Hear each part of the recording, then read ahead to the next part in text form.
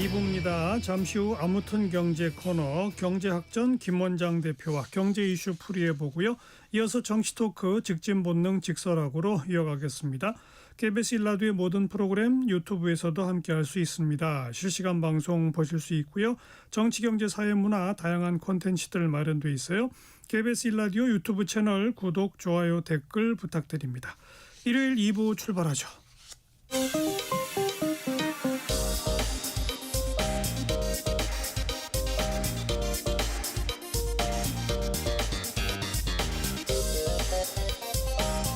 팩트체크 진짜 뉴스 정관용의 시사본부 KBS 1라디오 들어보면 압니다.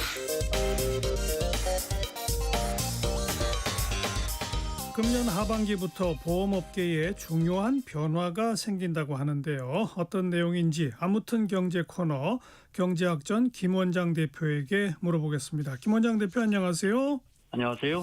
이달부터 손해보험 설계사들에게 지급되는 모집 수수료율이 처음 공개됐다면서요. 근데 수수료가 예를 들어 치아보험 같은 경우 20%가 넘는다는 보도가 있었어요. 예, 그렇습니다. 3일부터 이제 비교할 수가 있습니다. 예를 들어 종신보험에 가입했을 때, 제가 A라는 보험사에 종신보험에 가입했을 때 그중에서 수수료가 그러니까 판매사에게 보험 설계사에게 가는 게 얼마나 되는지를 이렇게 비교해 볼 수가 있습니다. 예를 들어 한화손보의 손해보험의 치아 수술 수수료율은 23%. 그러니까 내가 보험료를 한 100만 원 낸다면 23만 원은 설계사에게 보험 판매 설계사에게 판매 인센티브로 갔다는 뜻입니다. 어마어마하네. 실손보험 네, 그렇습니다. 네. 근데 실손보험 같은 경우는 좀 많이 낮았고요. 한 2에서 3% 정도였습니다. 네. 그런데 정부가 하반기부터 이른바 1200% 룰을 적용하겠다고 했는데 이게 뭐예요?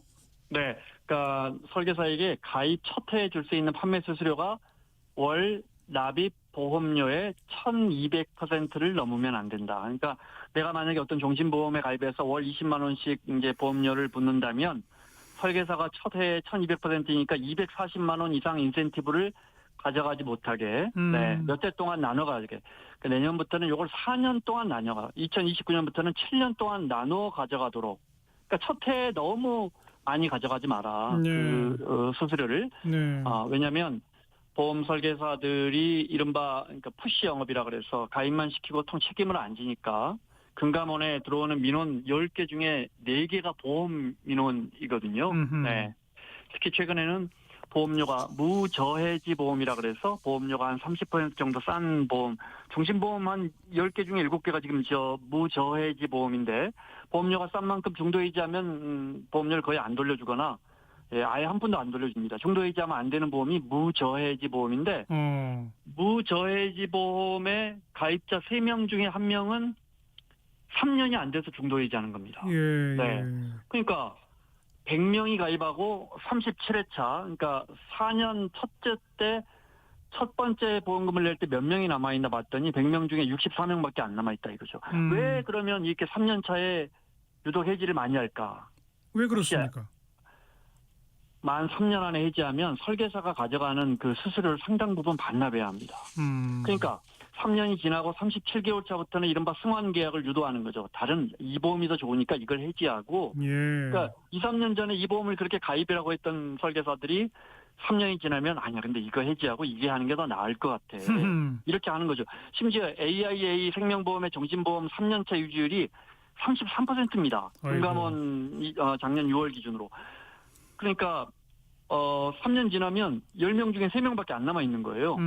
정신보험 그러니까 사실상 해약을 유도하기 위해서 판다고 봐도 할 만큼. 그러니까 생각해 보면 보험사는 이런 구조를 모르고 상품을 설계하고 또 이걸 파는 보험 설계사는 이걸 내가 이걸 가입을 시키면 이 사람들 10명 중 5명은 2년 3년 안에 해지한다 해야 간다는 걸 모르고 가입을 권할까. 네.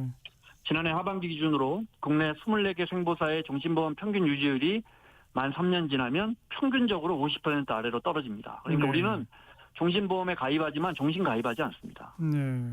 아니 근데 근본적으로 왜 이런 일이 벌어지는 거예요? 그러니까 보험 설계사들이 우선 가져가는 수수료가 워낙 많고 그다음에 뭐 그냥 그 가머니설로 속여서 가입시켜 놓고 한 3년 지나면 또 이 상품을 옮겨 타세요. 그러면 또 수수료 챙겨가고 이러는 거잖아요. 예, 물론 이제 그 가입하는 소비자의 책임도 있겠죠. 근데 시장 경제에서 기본적으로 질 좋은 상품을 팔아야 뭐 경쟁력이 좋은 거 당연한 거 아닙니까? 그런데 당연하죠. 보험 시장은 경쟁력이 좋은 설계사를 유치하는 게 중요합니다. 그러니까 잘 팔아야 경쟁력인 겁니다. 그러니까 소비자가 상품을 비교하기가 일단 어려워요. A라는 보험사, B라는 보험사 중에 어떤 게 좋은지 정보 비대칭이 매우 심하고, 반면에 그 GA라고 독립법인에서 이제 거의 다 판매하지 않은 설계사분들이 거기 소속돼 계시잖아요. 예. 근데 이제 거기에 소속돼 있는 설계사분들 중에 굉장한 판매력을 갖고 있는 분들은 막 이렇게 프로야구 선수처럼 유치 경쟁이 굉장히 심합니다. 그래서 정책 지원금까지 주면서 유치를 해서 뺏어오고 이분들이 이제 적극적으로 판매하는 거죠. 네. 근데 이제 생각해 보면 우리가 뭐 승용차를 살 때나 노트북을 살 때는 우리가 찾아가서 사지 않지 않습니까? 보험은 찾아와서 팝니다. 네. 그러니까 보험은 우리가 사는 상품이 아니고 보험사가 파는 상품입니다. 그러니까 근본적으로 국내 보험 시장은 예를 들어 이렇게 설명드리면 될 것 같아요. 종신보험은 압도적으로 삼성, 한화, 교보생명, 이른바 빅3 점유율이 높은데, 그러면 이런 데서 파는 좋은 상품들이 점유율이 높으니까 오래오래 유지가 되느냐? 평균보다 훨씬 3년 이상, 2년 이상 유지율이 낮습니다. 아이고. 이 빅3의 종신보험이. 반면에 하나생명, 농협생명 이런 데는 유지율이 오히려 훨씬 높습니다. 이런 보험사보다. 예. 네. 그러니까 거대 보험사들, 대형 보험사들이 판매 잘하는 설계사를 이용해서 거대한 인센티브를 지급하면서 적극적으로 보험을 팔고, 근데 이 말은 나한테 맞지 않거나 필요 없는 보험 상품을 그만큼 잘 팔고 하하. 그만큼 밀어내서 판다. 예. 이렇게 해석할 수 있겠습니다. 그러니까 결국 좋은 보험 상품을 개발하는데 혈안이 되는 게 아니라 더 많은 인센티브를 주어서 좋은 설계사들을 모아주면 그 보험회사가 살찌는 이런 거로군요. 그렇죠. 좋은 상품을 내봤자 우리 소비자들이 이걸 구별하기가 쉽지 않거든요. 그렇잖아요. 네. 그러니까 이제 특히 이제 거대한 GA가 독립보험 대리점들이 등장하면서 경쟁이 더 치열해지고, 네. 네. 그분들이 예를 들어 제가 가서 저 이런 상품 좀 가입하려고 합니다. 그러면 어떤 상품을 권하겠어요? 이왕이면 인센티브가 높은 수수료 높게 받는 상품을 권할 수밖에 없는 그런 구조고, 네. 네. 지금 이러다 보니까 이제 보험사들도 판매 수수료 주죠. 오버라이딩이라고 해서 거기서 또 얹어주고, 이번 달에 요 상품 특히 많이 팔아주면 여기 추가로 20만 원씩 더 드립니다. 이런 프로모션 비용까지. 네. 보험은 완전히 지금 인센티브 시장으로 변질되어 있습니다. 다른 나라도 이래요? 미국은 이제 우리보다 훨씬 덜합니다. 미국도 물론 첫 해 판매 수수료 FYC라고 그러는데 이게 한 50%에서 120%까지 가져가니까 절대 가져가지 않습니다. 첫 해 수수료를. 예. 근데 이제 미국은 보험료 자체가 비싸고 우리보다 보험도 많이 가입하고 보장 범위도 넓어서, 하지만 이제 갱신보험료 해마다 이렇게 보험을 계속 갱신할 때 2년 차부터 보험이 계속 유지하고 있으면 매년 보험료의 2%에서 5%를 판매한 재무설계사가 평생 가져가잖아요. 영화 보면 그렇게 나오잖아요. 네. 그래서 500명, 1000명 내 인생에서 이렇게 재무설계사분이 이 가입자를 모으면, 예. 은퇴하고도 얼마든지 그 수수료를 받으면서 살고, 심지어 그 수수료, 북 오브 비즈니스라고 그러는데, 그 수수료를 다른 사람에게 비싸게 팔 수도 있습니다. 미래에 내가 받을 수수료를. 어허. 네. 그러니까, 그러면서 미국 가보면, 미국에 살아보면 이렇게 무슨 매트, 무슨 보험 이렇게 큰 간판 걸고, 그 마을에 굉장히 힘만 막는 사람들이 보험 그걸 합니다.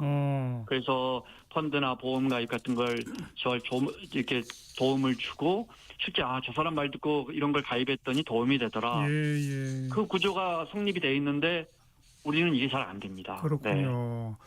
그러니까 미국은 한마디 말하면 좋은 보험 상품을 권하고 팔고, 그리고 뭐 첫 해 좀 가져가긴 하지만 평생에 걸쳐 보험을 유지하면 할수록 설계사가 유리해지는 그런 구조인데, 네네. 우리는 어찌 보면 반대라고도 말할 수 있겠고, 그죠? 그렇습니다. 우리는 판매한 다음에 2, 3년이 지나면 또 다른 걸로 바꿔 타게 만드는. 그러니까요. 네, 이 구조가 굉장히 심합니다. 근데 보험에 가입했다가 중간에 해약하시는 분들도 사실은 형편이 어려운 분들 먼저 해약하잖아요. 그건 당연한 거 아니겠어요? 그러니까 소득이나 자산이 낮은 가입자가 그래도 미래에 암보험이라든지 종신보험이라든지 미래 위험에 대비해서 가입을 하는데, 근데 서민들 입장에서 돈이 필요한 일이 생기면 제일 먼저 깨는 게 보험입니다. 버티다가. 네. 근데 이제 경제적으로 넉넉한 분들도 보험에 많이 가입하시는데, 이분들은 수수료 구조라든지 어떤 보장성이 얼마나 높나 이런 걸 떠나서 한번 가입하면 이분들은 꾸준히 유지하거든요. 예, 사실 상당 부분 잊어버려요. 내가 이런 보험이 있었나? 네. 그러다 어떤 예를 들어 암에 걸린다거나 특정 위험을 겪게 되면 납입한 보험료보다 훨씬 더 높은 보장을 받아서 예. 결국은 경제력이 약한 가입자가 낸 그 비용이 궁극적으로는 경제력이 강한 가입자에게 옮겨가는 구조가 이 보험입니다. 네, 네. 그러니까 이런 구조도 좀 우리가 좀 종합적으로 생각해 봐야겠습니다. 지난해 우리 보험사들이 보험 가입을 유도하기 위해서 지급한 총 모집 수수료가 32조 원. 와. 금융감독원 통계를 보니까 32조 원요. 5년 만에 3배나 늘었거든요. 네. 그러니까 이 32조 원이 어디서 나왔나 한번 생각해 봐야겠습니다. 다 우리 주머니에서 나온 겁니다. 그 결국은 보험 설계사들만 살찌게 해주는 구조네요. 그 중에서도 일부 네. 아주 잘 나가는 잘하는 설계사들에게 사람들. 네. 이렇게 스카우트 해오고 그 비용을 주고 또 그만큼 판매를 못하면 또 일부를 또 반납하게 만들고 이런 철저한 인센티브 구조가 돼 있습니다. 이게 하반기부터 1200% 룰을 적용한다는데 그거보다 더 좀 센 개혁을 해야 되는 거 아닌가 싶어요. 그래서 점진적으로 해놨지만 사실 또 이면으로 주는 인센티브는 어떻게 할 것이냐. 이런 부분도 과제로 남아 있습니다. 알겠습니다. 경제학전의 김원장 대표 고맙습니다. 고맙습니다.